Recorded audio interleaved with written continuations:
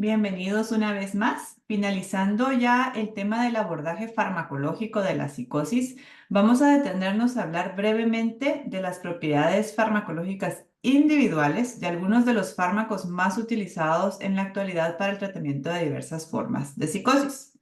Entonces, pues regresando un poquito a nuevamente esta imagen que hemos revisado ya en los videos previos. Hemos hablado sobre cómo los diferentes fármacos que entendemos como potenciales antipsicóticos pueden venir a tener algún tipo de acción sobre una gran gama de receptores que no son únicamente receptores de dopamina, ¿verdad? Sino hay receptores de noradrenalina, de serotonina, de histamina, de acetilcolina, ¿verdad? Entonces, como se los expliqué previamente, no es que todos los fármacos con acción antipsicótica van a venir a interactuar con todos estos receptores, sino que cada uno de ellos a nivel individual va a poder unirse, pues, o a algunos, o a otros, o más a unos, o con menor afinidad a otros. Entonces, pues vamos a ir revisando poco a poco en relación a los fármacos que más se utilizan actualmente cómo es el perfil de unión a estos receptores de cada uno de estos medicamentos. Y pues vamos a empezar hablando por el grupo de los fármacos de primera generación, los antagonistas D2, que entenderíamos de cierta forma como D2 puros, aunque vamos a ver que ninguno realmente es un fármaco antagonista D2 puro, porque pues todos tocan por lo menos más de un otro receptor, ¿verdad? Y en muchos casos, pues varios receptores más. Sin embargo, pues estamos hablando un poquito de los medicamentos más antiguos, de los primeros fármacos que salieron al mercado con algún tipo de potencial antipsicótico, empezando por la clorpromacina, que fue el primero realmente en salir al mercado, ¿verdad? Bajo el nombre Largatil. Este medicamento no fue desarrollado originalmente con la intención de ser un fármaco antipsicótico. Su función antipsicótica se descubre a raíz de hacer estudios buscando otras acciones, cuando se logra observar que tenía un efecto calmante, un efecto sedativo, y pues esto abre las puertas a que se empiece a investigar para otras áreas, y pues eventualmente se confirma que tenía una acción antipsicótica, aún en ese momento, en la década de los 50, sin entender claramente por qué. Hoy entendemos perfectamente por qué, y pues la acción antipsicótica de la clorpromacina está muy ligada a su capacidad de bloquear al receptor D2. Ahora vamos a ver en todas estas imágenes esta especie como de tabla que incorporan que hace referencia a con qué afinidad o qué tan afín es un medicamento a algún receptor en particular. Entonces, si solo vemos la imagen de clorpromacina, pues ya podemos ver que tiene capacidad de unirse y que va a tener afinidad a un número realmente amplio de receptores, porque así como puede unirse y ser antagónico sobre el receptor de 2, vemos, por ejemplo, acá de 1, de 3, de 4 diferentes receptores de serotonina. Inclusive, aquí vemos 5-HT2A, que previamente lo hubiéramos considerado la definición de un fármaco atípico o de segunda generación. Vamos a ver por qué en el caso de este medicamento pues no lo es. Sin embargo, vemos que sí tiene cierta afinidad a diferentes receptores serotoninérgicos, como ya lo habíamos hablado en el video anterior, de histamina, a receptores alfa-1, receptores de acetilcolina, que en parte van a mediar la acción sedativa hipotensora de este medicamento, ¿verdad? Con lo que tenemos que tener mucha precaución. Entonces, pues parte de estos efectos adversos van a estar relacionados a, ¿verdad? Problemas de estreñimiento, problemas de visión borrosa, de carga cognitiva importante, ¿verdad? Sin embargo, pues si bajamos a esta tabla, y es muy importante reconocer esto, ¿verdad? Estas tablitas a lo que hacen referencia, vamos a ver que en todas ellas está marcado el receptor D2, resaltado con una línea, y esto lo que nos da es un parámetro como de referencia, un punto de comparación. Todos los receptores que vemos aquí hacia el lado izquierdo, quiere decir que son tan sensibles o que tienen tanta afinidad, el medicamento se va a unir tan fuertemente a ellos como al receptor D2. Ahora, si vemos Todos estos receptores que están hacia el lado derecho, en esencia lo que nos está diciendo es, sí, el medicamento tiene el potencial de unirse a ellos, pero cuando lo estamos usando a una dosis antipsicótica, que es una dosis que garantiza que hay una saturación alrededor del 80% de los receptores de 2, la saturación de todos estos otros receptores que están a la derecha es inferior a esto. ¿Verdad? Lo que se traduce a que probablemente va a haber muy poco efecto clínico que vaya a ser mediado por todos estos receptores que están a la derecha. O sea, aunque podríamos ver, por ejemplo, aquí el receptor 5-HT7, que pues como lo vimos previamente, podría estar relacionado a algún tipo de efecto antidepresivo, lo que vemos es como su afinidad es tan baja. Quiere decir que a una dosis antipsicótica probablemente no vamos a tener suficientes receptores 5-HT7 saturados como para que eso se correlacione con un efecto clínico antidepresivo contundente por parte de la clorpromacina. Entonces, realmente a los receptores a los que les vamos a poner más atención acá y por quienes va a mediar más de sus efectos es, pues claramente, el efecto antipsicótico de D2, el efecto de antagonismo sobre H1, el efecto de antagonismo sobre alfa-1, ¿verdad? Lo que se traduce en muchos casos a efectos adversos, a sedación, a hipotensión, incluso aumento de peso, ¿verdad? Entonces, estos, como están pues en el mismo rango de afinidad que D2, sí van a correlacionarse con un efecto clínico contundente. Ahora, si vemos, por ejemplo, el receptor 5-HT2A, que habíamos hablado previamente, que también iría un poquito de la mano de entender que el fármaco tendría un perfil más seguro y potencial antidepresivo, menos efectos motores. Sin embargo, pues no va a ser tanto un mecanismo que sea de relevancia acá por lo mismo, porque es un receptor al que la afinidad es menor, ¿verdad? Entonces, a dosis antipsicóticas probablemente no vamos a tener suficiente afinidad y suficiente unión a este receptor como para garantizar que podríamos ver un efecto clínico contundente mediado por él. Ahora vamos a pasar a hablar de otro medicamento que a pesar pues que ya tiene sus años y que ya en muchos lugares está un poco en desuso, todavía tiene ciertas cosas que son importantes que reflexionemos. Todavía es un medicamento que se puede conseguir en el país, ¿verdad? Y es la flufenacina. La flufenacina, y si vemos su perfil, es distinto. Veamos su perfil de unión y su unión más fuerte es al receptor de 2. Si nos damos cuenta acá, no hay nadie a la izquierda, lo que quiere decir que al receptor al que es más afín y al que se va a unir con mucho más facilidades a D2, ¿verdad? Luego podemos ver D3 y luego pues en menor afinidad a todos los demás, ¿verdad? Lo que quiere decir que todos estos que están a la derecha en dosis antipsicóticas probablemente no van a tener un efecto clínico relevante, ¿verdad? Y si subiéramos la dosis en un afán de saturar también esos receptores, el antagonismo de 2 haría el medicamento completamente intolerable por sus efectos adversos, ¿verdad? Entonces, realmente todos estos potenciales efectos que podríamos ver mediados nuevamente, por ejemplo, por 5-HT2A, por alfa-2, que tiene potencial antidepresivo, como lo veremos más adelante, por 5-HT7, por 5-TH1B, ¿verdad? No vamos a asociar mucho efecto antidepresivo a este medicamento porque pues, simplemente en dosis plenas no lo satura lo suficiente como para tener esta acción. Es un antipsicótico potente, ¿verdad? Realmente, en cuanto a su acción, es más potente, se considera más potente que la clorpromacina. Es poco sedativo, a diferencia de la clorpromacina.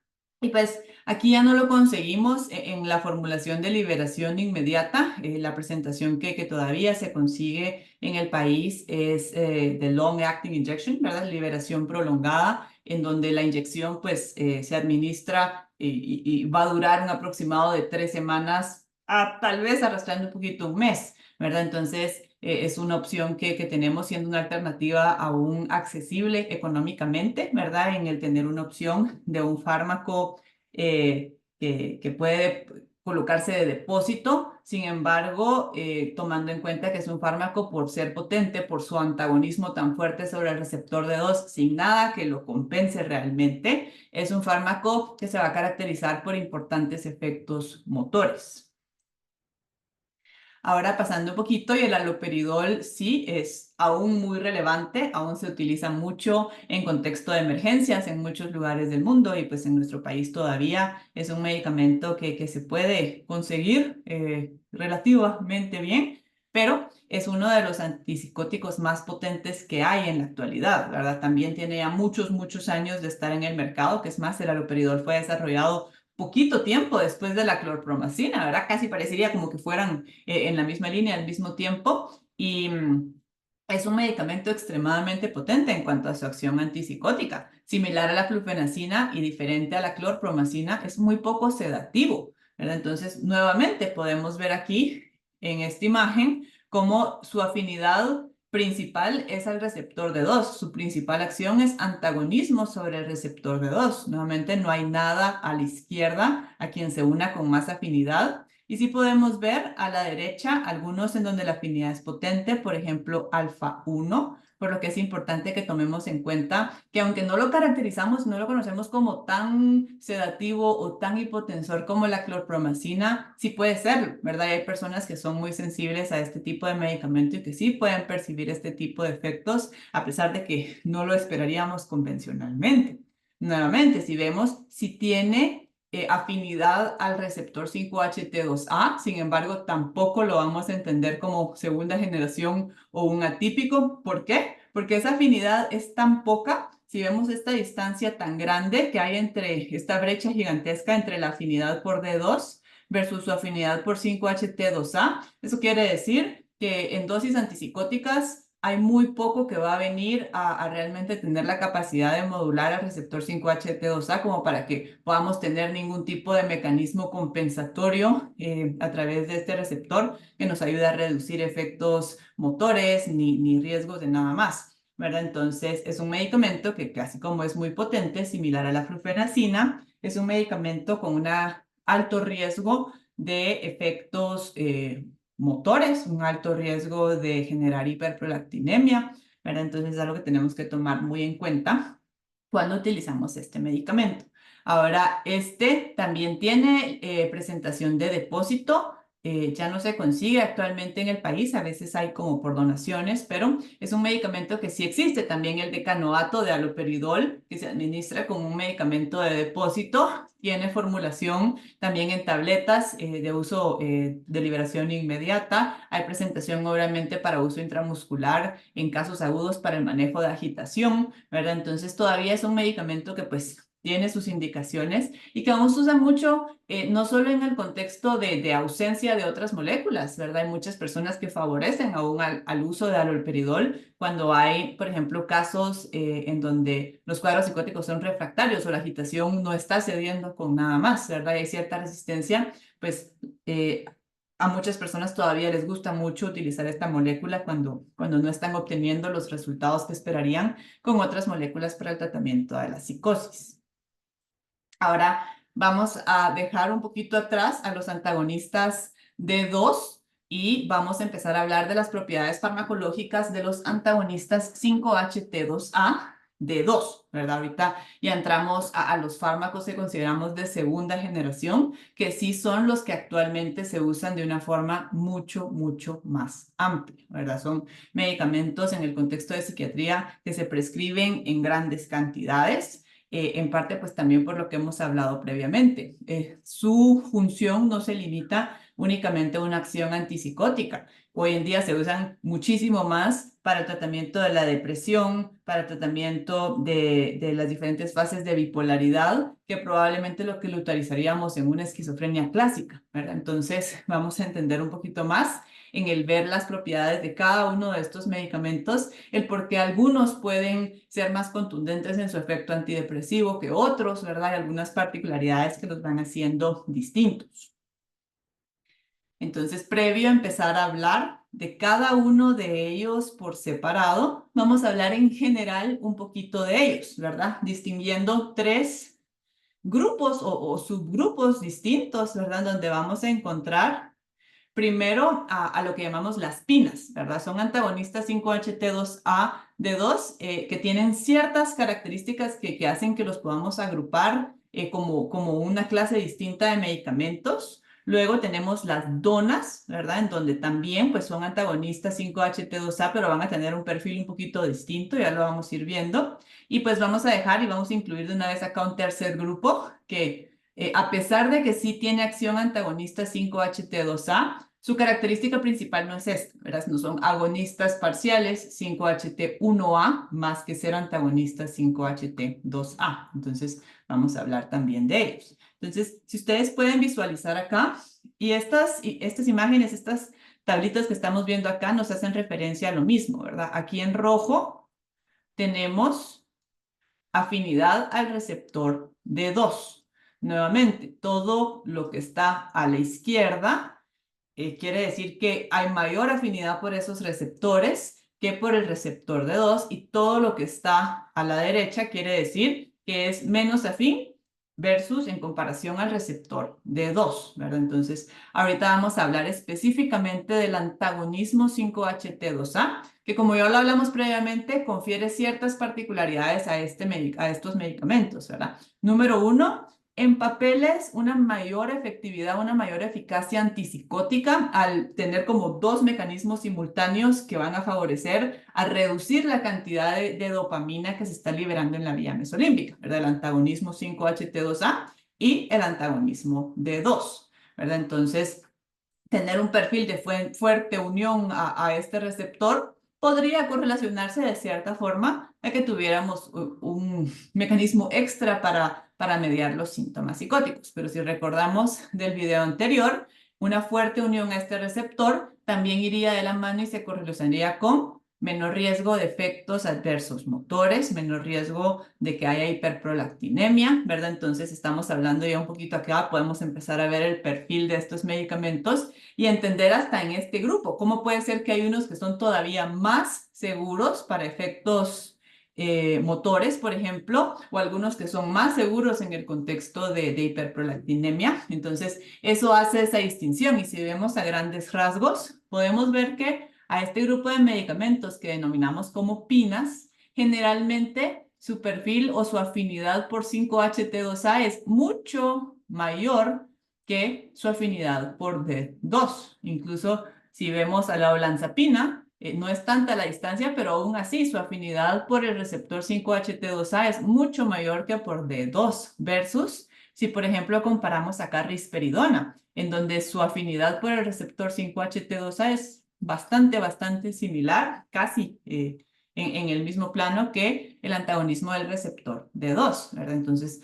no es de extrañarnos que si yo les preguntara qué medicamento tiene mayor riesgo de efectos motores, la quetiapina o la risperidona, todos deberíamos saber, en base a nuestra experiencia y a lo que estamos viendo en esta imagen, que la risperidona tiene mayores riesgos en cuanto a efectos motores que la quetiapina, que virtualmente pues casi no tiene, ¿verdad? Y estamos viendo esta gran brecha que nos ayuda parcialmente por lo menos a entender esta diferencia, ¿verdad? Entonces podemos ver para la clozapina, para la olanzapina, para la quetiapina, una diferencia bastante grande, donde la afinidad por el receptor 5HT2A es mayor que por el receptor D2. Luego vemos a las donas, en donde pues en la mayor parte de ellas es bastante similar, ¿verdad? Y aunque hayan distancias, es comparable para la risperidona, para la paliperidona, para la ciprasidona, para la luracidona. Incluso si vemos para la luracidona, hay un poquito más de afinidad por D2 que por el receptor 5HT2A.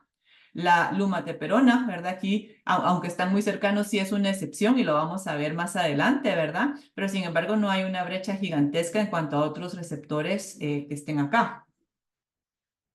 Ahora, si pasamos a ver a los fármacos como les mencionaba, su principal característica no es el antagonismo 5HT2A, sino que es el agonismo parcial 5HT1A. Sin embargo, si vemos acá, no quiere decir que estos medicamentos no tengan acción sobre 5HT2A, sino que tienden a tenerla pero hacia el lado derecho, ¿verdad? O sea, este efecto no va a ser tan significativo, no va a ser de tanto peso. Tal vez la única excepción que podemos ver aquí es el brexpiprazol, en donde, aunque un poquito menos, pero sí es comparable, ¿verdad? Esa afinidad que hay por el receptor D2 en comparación al receptor 5HT2A.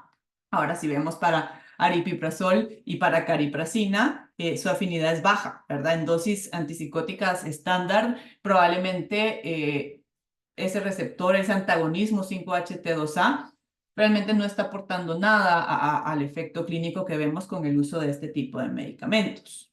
¿Ok? Entonces, ahora vamos a pasar a hablar de el receptor 5-HT1A y qué pasa cuando tenemos un fármaco que es agonista parcial de este receptor.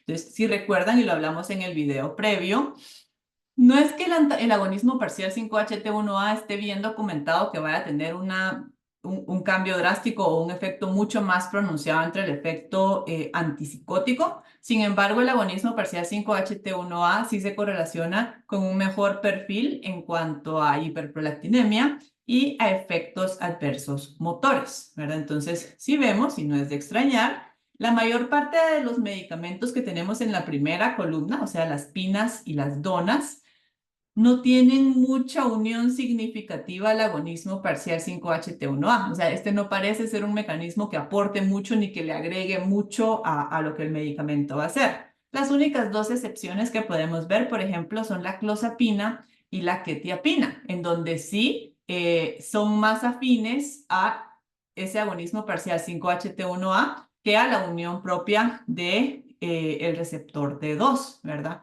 Aparte, que hay algo importante que tenemos que entender acá, ¿verdad? Y en el entender la sumatoria de todos estos efectos, la clozapina y la quetiapina son los dos antipsicóticos más seguros en cuanto a su perfil de efectos motores adversos, ¿verdad? Entonces, la clozapina y la quetiapina prácticamente no van a generar efectos adversos motores. Con la clozapina es muy, muy raro, o sea, no vemos, por ejemplo, discinesia tardía, como vamos a ver ahorita, ¿verdad? Entonces vemos que esto potencialmente está agregando, ¿verdad? O sea, tanto el antagonismo 5-HT2A como el agonismo parcial 5-HT1A que gozan estas dos moléculas, probablemente reduce de una forma muy, muy importante el efecto que podrían tener a nivel motor, ¿verdad? Entonces son medicamentos bastante seguros a utilizar en ese contexto. Ahora, si vemos pues los demás, ¿verdad? El resto de las pinas y las donas, el agonismo parcial 5-HT1A está tan a la derecha que pues no se correlacionaría con ningún efecto clínico significativo. Ahora si pasamos al tercer grupo, que son los medicamentos que entendemos como agonistas parciales 5-HT1A, vamos a ver que aún así, ¿verdad? Es comparable, porque si miran el brexpiprazol, sí tiene importante agonismo parcial 5-HT1A. Pero si vemos el aripiprazol y la cariprazina, ni tanto, ¿verdad? Siguen estando a la derecha de la unión al receptor D2. Sin embargo, la otra cosa que reduce mucho el riesgo de efectos adversos motores con estos medicamentos es que no son antagonistas de dos, sino que si recuerdan son agonistas parciales de dos, ¿verdad? Y un agonista parcial de dos de por sí es una molécula que tiene un riesgo reducido de efectos adversos motores, ¿verdad? Entonces, pues ya combinando estas dos cosas, esto se va a correlacionar con que, pues estos medicamentos también van a tender a ser relativamente seguros en el contexto de los efectos adversos motores, aunque, pues, ya lo veremos más adelante, sí los pueden generar. Ahora ya vamos a empezar a hablar de cada uno de estos fármacos a nivel individual y vamos a empezar hablando de el medicamento que entendemos como probablemente el fármaco con acción antipsicótica más contundente y más efectivo que hay en este momento. ¿Verdad? Que es más, la clozapina es considerada el gold standard en esquizofrenia, es el único fármaco con acción antipsicótica que se considera de verdad superior a los demás, ¿verdad? Es un medicamento al que tendemos a acudir cuando tenemos casos resistentes en donde no estamos viendo respuesta con nada más. La clozapina no es un fármaco muy moderno, ¿verdad? Que es más, es relativamente antiguo. Sin embargo, pasó mucho tiempo hasta que entendiéramos como todo lo que este medicamento podía hacer, ¿verdad? Y ahora si miran esta molécula, van a ver y compárenlo, por ejemplo, con aloperidol, ¿verdad? Que tenía ciertas cosas bien específicas que podía hacer. La clozapina sí tiene la capacidad de unirse a un gran número de receptores, pero de forma más importante, miren hasta dónde está el receptor D2 aquí en este gráfico.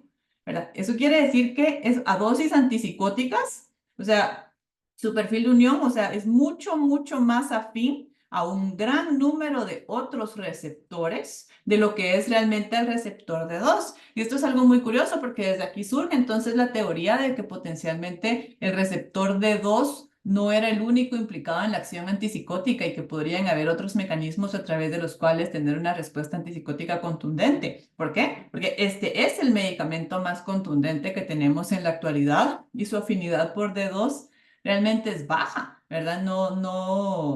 No parece ser este por el que medíamos, por lo menos no todo el efecto antipsicótico que tiene este medicamento. Pero si vamos viendo, miren todo lo que está a la izquierda, ¿verdad? Y tenemos 5-HT1A, alfa 2, 5-HT7, tenemos 5-HT2A, 5-HT6, 5-HT2C, H1, 5-HT2B, ¿verdad? Alfa 1, M1, ¿verdad? Entonces, ¿qué quiere decir esto? Si analizamos un poquito en cuanto al perfil, vamos a ver que como es tan afín a tantos otros receptores, a su dosis antipsicótica, esto se va a correlacionar probablemente con potenciales efectos beneficiosos, como podríamos ver el caso de número 1, menos riesgo de efectos motores por la unión a estos tres receptores, ¿verdad? H1, 5-HT2A, 5-HT1A, pero también esperaríamos cierto efecto, por ejemplo, antidepresivo, porque miren, a todos estos receptores a los que se está uniendo son receptores que de cierta forma se han estudiado por su potencial antidepresivo, ¿verdad? Entonces, esto es algo más que podemos observar solo en su perfil de unión, pero pasemos también a una parte que es más complicada, la unión fuertísima a receptores alfa 1, a receptores M1 y a receptores H1 también se va a correlacionar mucho a efectos sedativos, a efectos adversos, ¿verdad? Riesgo de hipotensión con este medicamento, que es algo que tenemos que tomar muy en cuenta. Este medicamento tiene la capacidad de generar como efecto adverso cialorrea realmente importantísima, ¿verdad? Que puede llegar a ser molesta, muchos efectos mediados por M1, ¿verdad? Carga cognitiva relacionada al bloqueo de estos receptores. Y otro problema que tenemos, y lo hablamos en el video pasado, el bloqueo simultáneo de H1 y de 5-HT2C, que se correlaciona muchísimo con aumento de peso. ¿Ok? Sin embargo, pues sigue siendo el gold standard en el tratamiento de la esquizofrenia. Es el único fármaco que en el contexto de esquizofrenia tiene documentada reducción del riesgo suicida en los pacientes que lo toman. Y pues como ya les mencionaba, muy poca afinidad a D2 en dosis antipsicóticas. Entonces, nuevamente, el hacer énfasis en todos estos efectos adversos que puede generar nos ayuda a entender el por qué la clozapina, a pesar de ser el fármaco más efectivo que hay para el tratamiento de la psicosis, nunca se va a usar como un fármaco de primera línea, ¿verdad? Sino realmente queda como una opción cuando estamos viendo resistencia a otros tratamientos. Tiene cero riesgo de efectos adversos motores, como les mencioné hace un momento, no genera disquinesia tardía, no va a generar problemas en este sentido. Tiene cero riesgo también de hiperprolactinemia, o sea, no se documenta hiperprolactinemia con el uso de este medicamento, pero sí se pueden documentar un montón de otros efectos adversos y muchas veces uno de los más temidos es la neutropenia. Este fármaco está asociado en su uso, puede generar neutropenia. Esta es la razón por la cual siempre tenemos que empezarlo en dosis pequeñas e ir haciendo hematologías, controles de forma semanal para tener certeza de que no estamos generando ningún tipo de alteración en la hematología del paciente. ¿Por qué? Porque pues, no podemos sostener un tratamiento que nos vaya a generar una neutropenia y deje expuesto al paciente a complicaciones más severas, ¿verdad? Sin embargo, la neutropenia es relativamente infrecuente, o sea, no es un efecto adverso extremadamente común en el uso de la clozapina, pero para ya llegar a ese punto de la neutropenia, lo más probable es que sería mucho más frecuente ver otros efectos adversos como constipación severa, sedación, taquicardia, cialorrea. Importante, este medicamento reduce el umbral motor convulsivo, ¿verdad? Entonces hay que tomar mucha precaución en el usarlo en pacientes que tienen epilepsia O incluso en pacientes que no tienen epilepsia, hay quienes recomiendan que cuando se usan dosis altas de clozapina, aunque el paciente no tenga antecedentes de jamás en su vida haber convulsionado, que se asocie un tratamiento anticomicial para evitar que esa disminución en el umbral convulsivo pueda detonar una convulsión, ¿ok? Luego tenemos el importante riesgo de aumento de peso, dislipidemia, hiperglicemia, como lo revisamos previamente, la clozapina y la olanzapina de esta clase de fármacos son las que se asocian a un perfil metabólico peor, ¿verdad? Aparte de eso, este medicamento puede generar miocarditis, cardiomiopatía, nefritis, reacciones alérgicas con eosinofilia, serositis, ¿verdad? Entonces, sí, es un medicamento con el que tenemos que tomar mucha precaución. Su perfil de efectos adversos sí es delicado, ¿verdad? Entonces, aunque sea un medicamento sumamente efectivo, generalmente lo vamos a dejar como un tratamiento de rescate cuando no tenemos la respuesta que quisiéramos con otras intervenciones farmacológicas. Ahora vamos a dejar la clozapina atrás y vamos a entrar a hablar un poco sobre la olanzapina, que sí es un fármaco que se utiliza de una forma muy amplia en la actualidad, que tiene indicaciones muy específicas y tiene indicaciones varias. Entonces, es un medicamento que es muy versátil en la forma en que lo usamos, pero que también es muy delicado, ¿verdad? Porque hay precauciones que siempre vamos a tener que tomar con él. Ahora, si vemos un poquito la imagen, tal vez no es un medicamento tan cargado en cuanto a su afinidad a tantos receptores como la clozapina, pero también tiene un perfil un poco amplio, ¿verdad? Lo que nuevamente nos ayuda a predecir que podría tener más potencial beneficioso, pero también más potencial de efectos adversos. Entonces, si bajamos aquí a esta tablita, nuevamente vemos afinidad al receptor D2.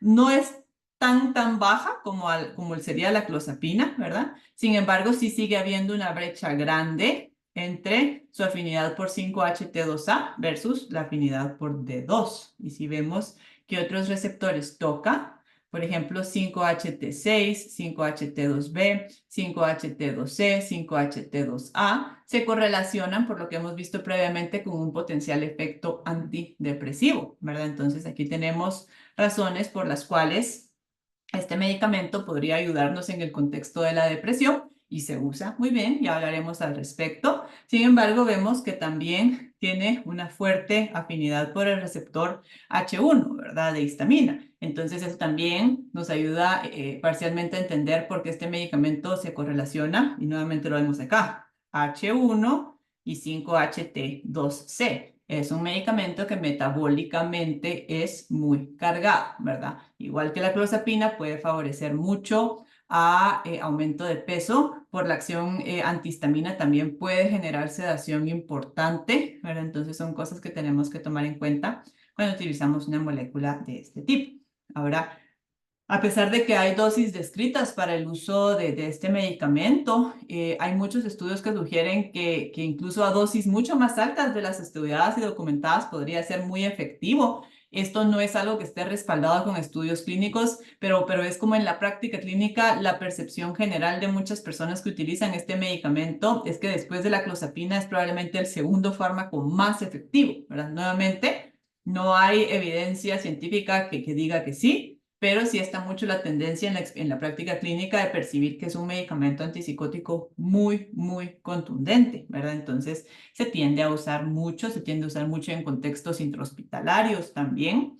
Está indicado en esquizofrenia, en manejo agudo de la agitación, en manía, en depresión bipolar, en depresión unipolar, en mantenimiento de trastorno afectivo bipolar, ¿verdad? Entonces, sí tiene pues todas estas características que lo hacen ser una molécula muy versátil. Y aparte de eso, pues se utiliza en distintos contextos, ¿verdad? Así como lo podemos usar en un servicio de emergencia, en donde la presentación intramuscular nos puede ayudar a manejar un cuadro de agitación aguda. También hay presentaciones en tabletas, hay presentaciones orodispersables, hay medicamento de depósito, ¿verdad? La olanzapina de depósito es una olanzapina que se tiene que administrar una vez al mes, ¿verdad? Lo que simplifica mucho, en especial cuando tenemos casos de pacientes con condiciones con poca introspección, en donde rehúsan a tomar su medicamento. esta opción es una buena alternativa. Sin embargo, la opción de depósito, al igual que todas las demás presentaciones, tienen esa carga metabólica muy, muy pronunciada, ¿verdad? Entonces, muchas veces, al menos que no haya otra alternativa y que esto sea lo único a lo que responde el paciente, favorecemos más a otras opciones que no vayan a ser tan cargadas, ¿verdad? Entonces, probablemente, pues, habiendo otras presentaciones de depósito, primero se favorecería a otra. Ahora, de forma importante, seguimos olanzapina y vamos a pasar a la quetiapina, ¿verdad? La quetiapina es un medicamento y en cuanto a este grupo es de los que más se utilizan para otras indicaciones fuera del contexto de la psicosis, ¿verdad? Es tal vez más raro que veamos el uso de quetiapina para pacientes que estén completamente psicóticos y es mucho más común que la veamos en otras indicaciones, como vamos a ver ahorita, ¿verdad? Es un medicamento que pues nuevamente si vemos esta imagen muy similar a la clozapina, ¿no? Mucha capacidad de unirse a un gran número de receptores y muy similar a la clozapina también en este sentido, ¿verdad? Miren su afinidad por el receptor D2, realmente es baja. Similar a la clozapina, hay un montón de otros receptores a los que se va a unir de una forma mucho más afín, ¿verdad? Entonces, vamos a ver, tenemos por ejemplo el receptor H1 que se asocia al efecto sedativo y manejo como ansiolítico de este medicamento.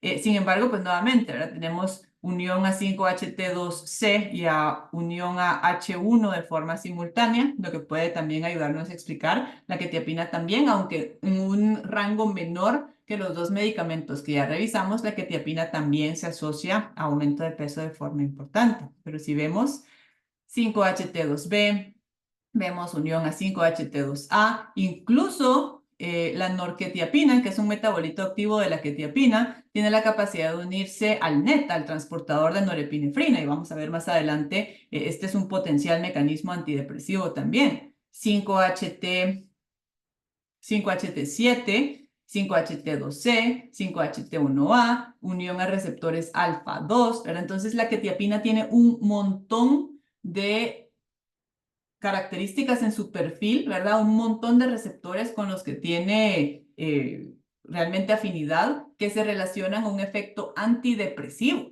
¿verdad? Entonces, esto nos ayuda a entender mucho porque en la actualidad esta molécula se usa mucho más en el contexto de la depresión que como un antipsicótico, ¿verdad? Entonces, vamos a hablar brevemente porque esa es una de las particularidades de este medicamento.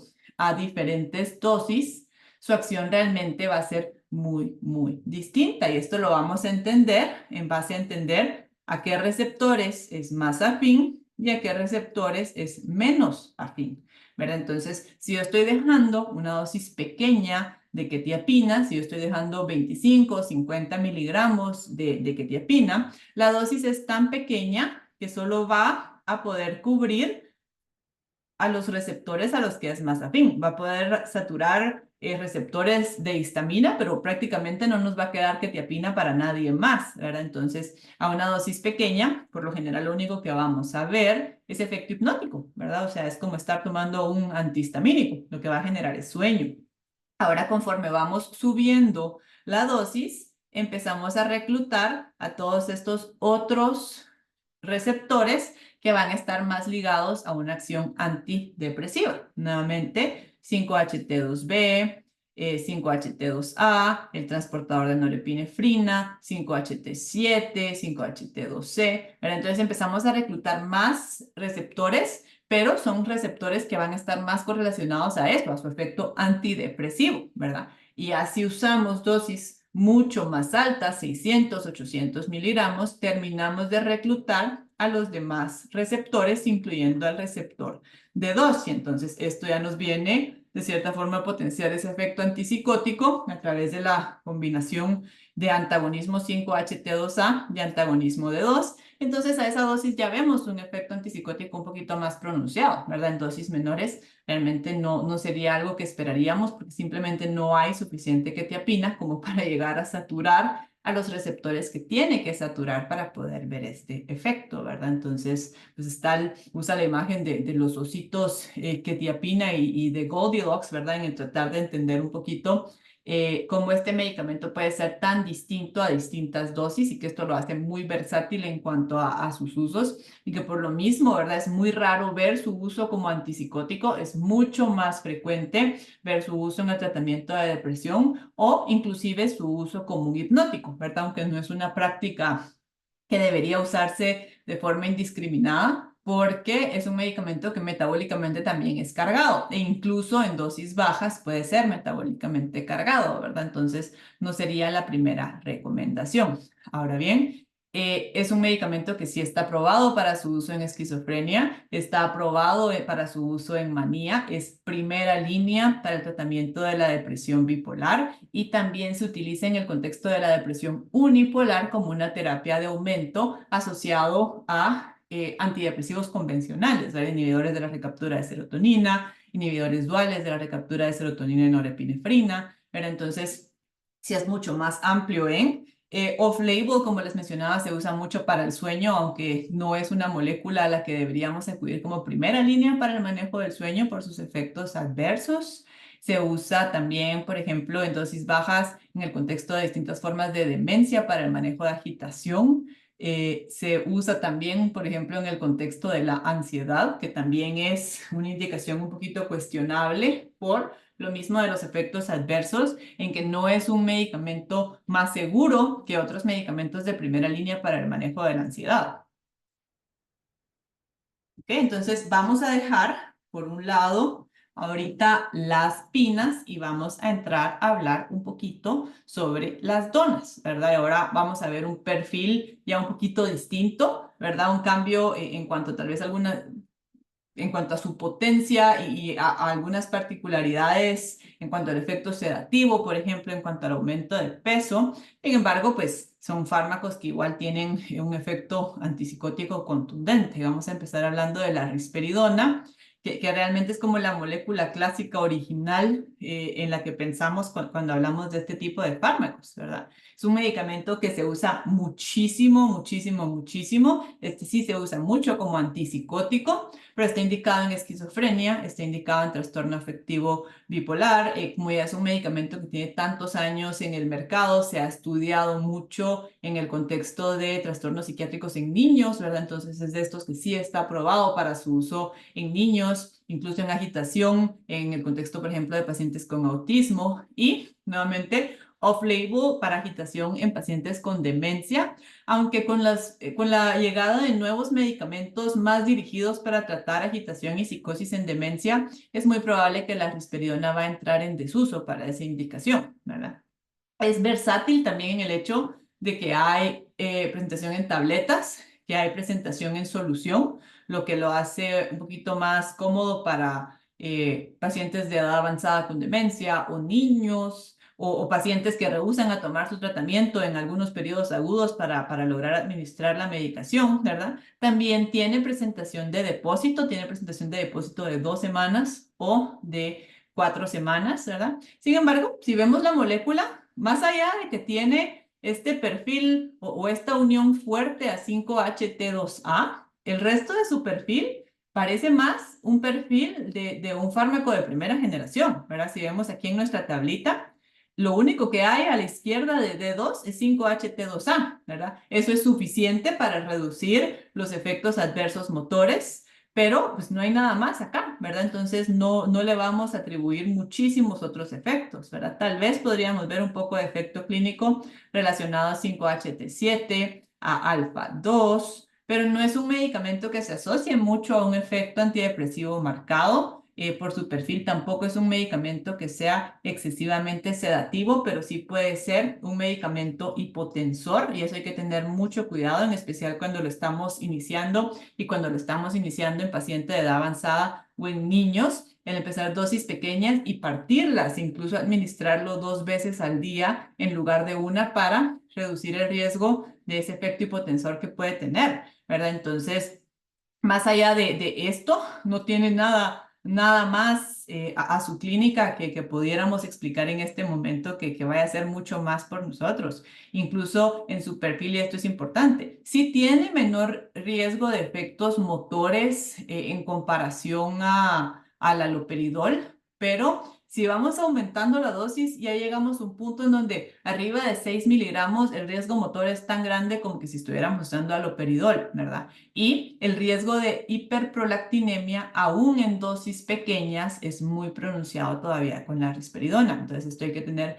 mucha precaución cuando utilizamos este medicamento, aún en dosis pequeñas. El estar evaluando que no hayan síntomas que sugieran que el paciente está con una elevación de la prolactina, ¿verdad? Porque después si esto pasa, eso sería una indicación para valorar cambiar a otro medicamento. Medicamento, pues, se usa de una forma muy, muy amplia. Y luego tenemos esta otra molécula, la paliperidona, que es muy, muy particular y que tiene ciertas cosas puntuales que la hacen de mucha relevancia. La paliperidona realmente es un metabolito activo de la risperidona. Entonces vamos a ver que en algunas cosas pues es un poquito similar, pero tiene algo que es sumamente importante y siendo un metabolito activo de la risperidona, la paliperidona no va a sufrir metabolismo hepático, ¿verdad? Sino que va a ser excretada directamente por el riñón sin pasar realmente por nuestro hígado haciendo mayor cosa. Entonces, reduce considerablemente el riesgo de interacciones medicamentosas y pues nos da esa libertad de usarlo un poquito más indiscriminado en el contexto de pacientes que puedan tener cierto grado de daño hepático. A comparación de la risperidona, y eso también es importante, la paliperidona en su presentación de vía oral viene en una presentación de liberación prolongada, ¿verdad? Entonces, esto pues nos da una molécula mucho más estable, reduce el riesgo de efectos adversos, reduce el potencial hipotensor que podría tener la risperidona. Esta pues no tenemos que darla 2 veces al día en nadie, ¿verdad? Se puede dar perfectamente bien en una única dosis a los pacientes. Si vemos nuevamente la molécula, aquí está el receptor D2, aquí está el receptor 5-HT2A. Si tiene el potencial hipotensor relacionado a alfa-1, sin embargo, como es una molécula de liberación prolongada, esto nos ayuda a neutralizar este efecto, ¿verdad? Pero pues mucho, mucho más que eso no va a ser. Pero sí es un medicamento que está indicado en el tratamiento de esquizofrenia y que va a ser efectivo en diferentes formas de psicosis, ¿verdad? Como por ejemplo en el contexto de la manía.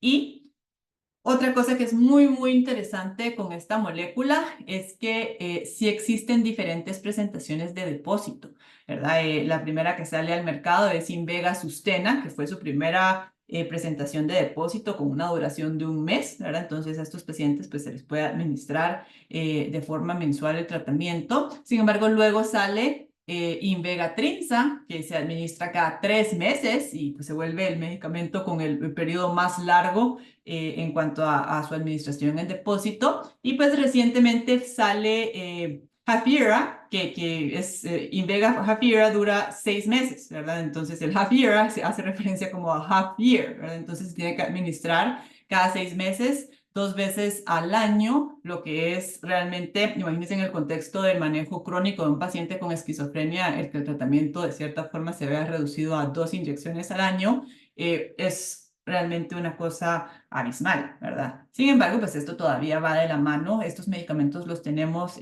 nosotros en nuestro país, pero pues va de la mano todavía de precios bastante, bastante elevados, ¿verdad? Lo que los hace todavía un poquito limitantes para muchos pacientes en nuestra población. Ahora la ciprasidona, vamos a repasarla. Si hubo en algún momento en el país, hoy en día ya no hay, ¿verdad? Nunca agarró mucho su nicho ni su espacio, porque es un medicamento un poquito complicado de utilizar, ¿verdad? Y cuando teníamos otras opciones, pues este simplemente fue desplazado y queda un poquito por el lado. Pero sí hay que mencionar, y algo muy importante con la ciprasidona, su riesgo metabólico es mínimo, ¿verdad? De estos medicamentos, ya se los dije previamente, todos tienen riesgo metabólico, pero el de la ciprasidona realmente es muy, muy poco, ¿verdad? Si vemos la molécula y vemos aquí en esta tablita, a la izquierda de su afinidad por el receptor D2, únicamente tenemos 5-HT2A y 5-HT1B y 5-HT2C, ¿verdad? Pero no hay H1. Si recordamos, es esa combinación de 5-HT2C con H1 la que parece ser un poquito catastrófica en cuanto al perfil metabólico, ¿verdad? Entonces, su riesgo en cuanto a efectos adversos está bastante equilibrado con su afinidad por 5-HT2A en el aspecto motor. Sin embargo, las dificultades y lo que de cierta forma condiciona que este medicamento no llegue realmente a ser tan prescrito y tan importante. Número uno, tiene una vida media corta, su tiempo de acción es corto, lo que por lo general hace que se requiera de 2 dosis al día como mínimo. Es muy, muy dependiente de la alimentación y que haya comida en el estómago para su absorción, ¿verdad? El tomar el medicamento con el estómago vacío reduce mucho, mucho su biodisponibilidad, ¿verdad? Entonces, este medicamento sí es importante el que el paciente lo consuma con alimentos que equivalgan por lo mínimo, por lo menos a 500 calorías, ¿verdad? Entonces, esto dificulta a veces un poquito en la toma, ¿verdad? Y más que son 2 veces al día en muchos casos. Entonces, es un medicamento un poquito complicado pues por lo menos aquí en el país ya no lo tenemos, ¿verdad? En otros países sí hay presentación para uso por vía oral y hay presentación para uso intramuscular para el manejo agudo de agitación, ¿verdad? Pero pues por el momento nosotros no lo tenemos. Ahora vamos a pasar a hablar de la lurasidona. Esta la vamos a tener ya en los próximos días en el país, ¿verdad? Es el futuro nuevo antipsicótico más novedoso que va a ingresar a nuestro país.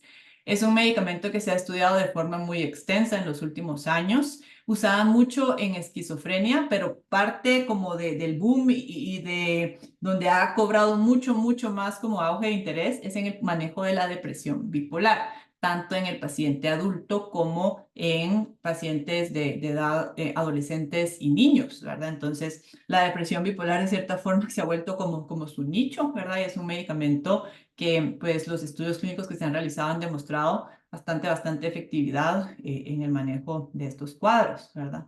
Es un medicamento que no tiene mucho riesgo metabólico, que no tiene mucho riesgo sedativo, y eso lo hace muy ventajoso tanto en adultos, pero también en niños, ¿verdad? Que es un medicamento que se tiende a tolerar muy bien y que no tiene que interferir mucho en el funcionamiento de la persona, ¿verdad? Entonces, si vemos un poquito su perfil, y se los había mencionado previamente, el 5-HT2A está hacia la derecha, ¿verdad? Pero si nos damos cuenta es bastante comparable, ¿verdad? Estos realmente todavía son bastante comparables. Tiene acción 5-HT2A, acción 5-HT1A, que ayudan a neutralizar los efectos adversos motores, pero que también se asocian a un potencial antidepresivo, igual que el antagonismo 5-HT7, que sí es bastante fuerte, incluso más contundente que su efecto sobre D2, ¿verdad? Entonces, es un medicamento en quien sí se ha documentado pues ya extensamente el potencial antidepresivo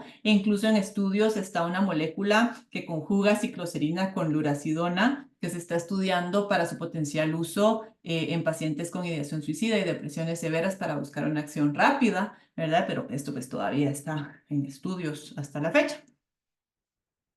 Luego vamos a pasar a otro medicamento un poco pues, novedoso, ¿verdad? La lumateperona. Este pues todavía no lo tenemos, pero también es un medicamento, si vemos en su perfil, es un medicamento bastante sencillo, ¿verdad? No interactúa con muchísimos receptores, pero vean esta diferencia tan grande. O sea, solo están uno a la par del otro porque no hay otros receptores, pero su afinidad por 5-HT2A es mucho mayor que su afinidad por D2. ¿Verdad? Entonces, esto lo que quiere decir, este es un medicamento con muy pocos efectos adversos motores, pues ustedes se pueden dar cuenta por su perfil, no hay nada que predisponga mucho a ganancia de peso, lo hace un medicamento muy, muy bien tolerado y si se dan cuenta, tiene una particularidad que los otros no tienen. Tiene también afinidad por el transportador de serotonina, y aunque está a la derecha, es con una afinidad relativamente similar al antagonismo de 2, ¿verdad? Entonces, este es otro mecanismo por el cual podría también mediar una respuesta antidepresiva, pero entonces es un medicamento que se usa en esquizofrenia, que pues también está demostrando mucha efectividad en el contexto de la depresión bipolar. Ya casi finalizando, vamos a pasar a hablar de las propiedades farmacológicas individuales de los agonistas parciales 5-HT1A-D2, ¿verdad? Estos ya son, de cierta forma, los entenderíamos como una tercera generación de medicamentos y pues aquí vamos a revisar tres distintos que pertenecen a esta familia, ¿verdad? El aripiprazol es otro medicamento que se usa de forma muy amplia.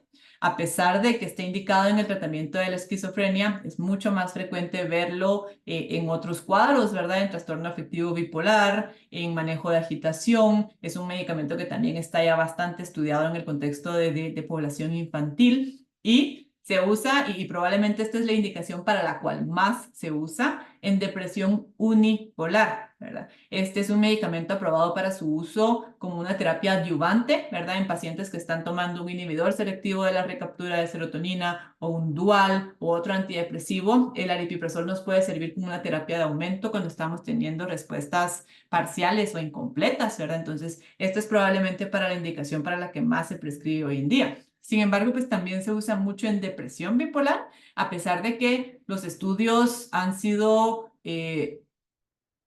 realmente contradictorios y opuestos a lo que uno esperaría en relación al perfil de este medicamento, porque los estudios no han sido favorables en el manejo de la depresión bipolar, ¿verdad? Así en la esquizofrenia, en fases de manía, ¿verdad? Es un medicamento con bajo riesgo de efectos motores. Sin embargo, sí puede generar acaticia de forma importante, un bajo riesgo metabólico. Ojo, bajo riesgo no quiere decir que no hay riesgo. Los pacientes igual suben de peso en algún momento con aripiprazol. Los que van a subir y los que son muy sensibles pueden subir de peso.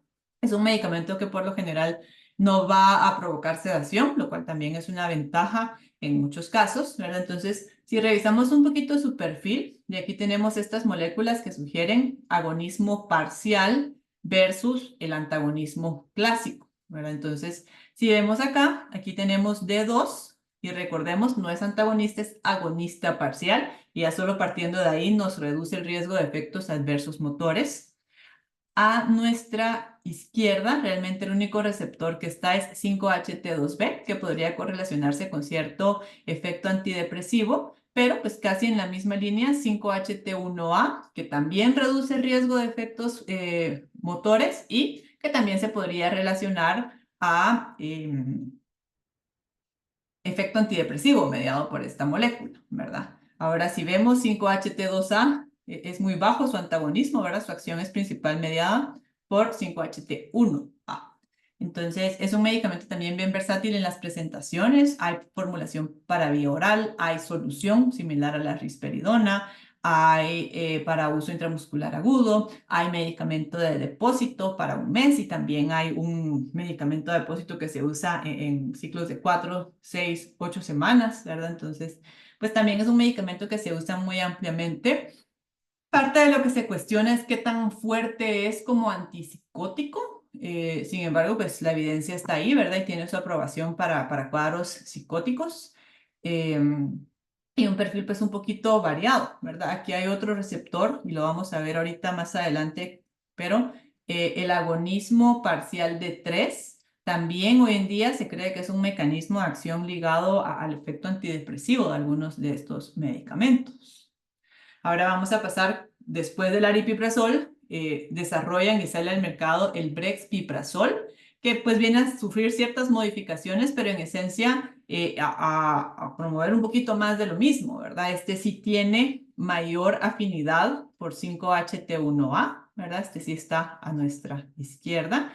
Y la afinidad del antagonismo 5-HT2A también es bastante fuerte, ¿verdad? Entonces sí tiene estos dos mecanismos aparte de que hace agonismo parcial sobre D2, que reducen considerablemente su riesgo de efectos adversos motores, ¿verdad? Incluso el riesgo de acaticia con esta molécula es menor que con el aripiprazol. También tiene acción, por ejemplo, sobre el receptor alfa-2, que lo vamos a ver más adelante, que media respuesta antidepresiva. Entonces, si tiene 5-HT1A, 5-HT2A, alfa-2, ¿verdad? Entonces, sí parece tener un perfil favorable en el contexto del tratamiento de la depresión también.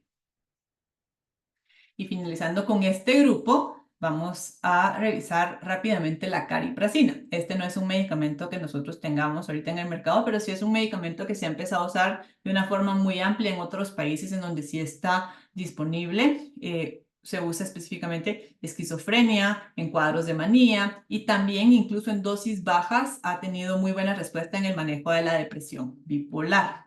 Si vemos su perfil, la afinidad AD2 a la izquierda tenemos 5-HT2B y el agonismo parcial D3 que les mencioné hace un momento, que hoy en día, y miren qué fuerte, ¿verdad? O sea, es a lo que más es afín. El agonismo parcial D3 se está estudiando mucho y hay evidencia que sugiere que también media una respuesta antidepresiva muy, muy importante, ¿verdad? Ya lo hablaremos más adelante en otro video, pero es al receptor al que es más afín, ¿verdad? Ya para el lado derecho vemos pues con menos afinidad el 5-HT1A, pero es, o sea, relativamente cercano a D2, ¿verdad? Recordemos que aunque esté a la derecha, la ventaja de que estos medicamentos sean agonistas parciales es que ya solo con eso, agonista parcial de 2, reducimos el riesgo de efectos motores, ¿verdad? Entonces, sirve como antipsicótico y también parece tener un perfil muy favorable en el contexto de tratamiento de la depresión.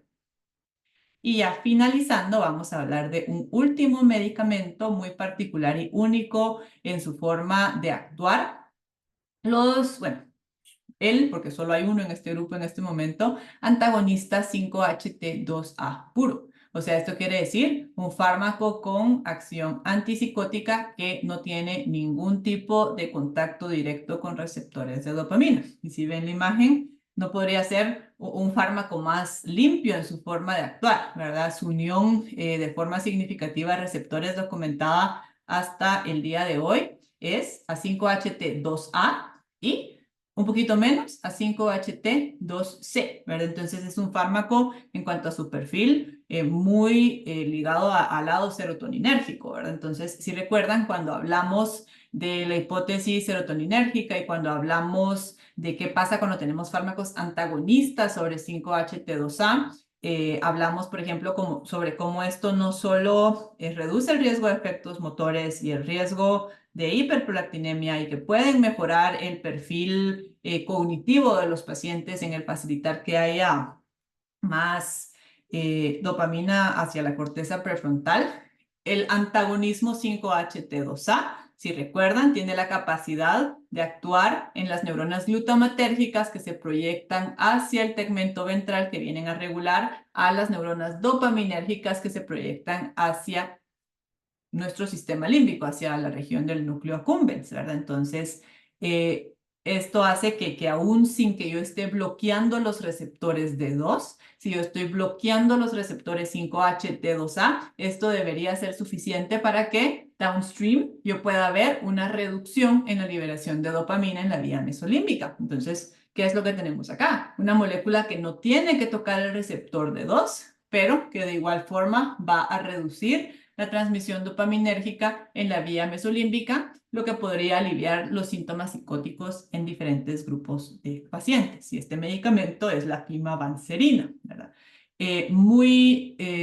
Su uso está muy dirigido realmente a pacientes con cuadros psicóticos distintos, esquizofrenia, pacientes en donde usar un antagonista de 2 tendría algún tipo de contraindicación, ¿verdad? Aunque sea relativa. Por ejemplo, pacientes con enfermedad de Parkinson, en donde bloquear receptores de 2 va a ser contraproducente, o pacientes con diferentes formas de demencia, en donde los fármacos antagonistas de 2 tienen una advertencia porque aumentan mortalidad en este grupo de pacientes, ¿verdad? Y son medicamentos que pueden realmente ser mal tolerados en pacientes de edad avanzada.